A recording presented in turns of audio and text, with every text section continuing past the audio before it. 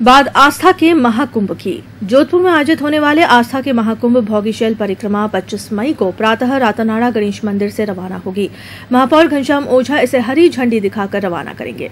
महापौर ने इसके मार्ग में आने वाले कंटीली झाड़ियां हटाने, रोड लाइट्स व्यवस्था बनाए रखने के साथ ही यात्रा के दौरान ठहराव होने वाले 6 स्थानों पर टेंट, लाइट्स, पानी और मोबाइल शौचालय की व्यवस्था करने के निर्देश भी दिए थे। गौरतलब है कि हिंदू सेवा मंडल द्वारा आयोजित की जाने वाली इस भोगीशैल परिक्रमा में हजारों की तादाद में दर्शनार्थी शामिल होते हैं।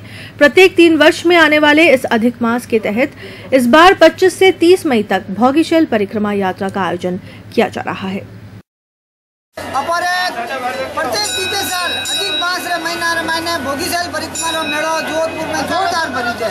इनकी शुरुआत रातानाड़ा गजानन जी मंदिर दर्शन करने पचे आगे सभी स्थानों में दर्शन करता हुए पूर्ण विराम रातानाड़ा गजानन जी मंदिर प्रत्येक 30 वर्ष में आप भोगीशैल परिक्रमा आया करें। इन्हें अधिक मास कहे और लाखों की जनता गाँवों, लाखों की जनता श्रद्धा के साथ पैदल यात्रा कर पैदल दर्शन कर आगे प्रस्थान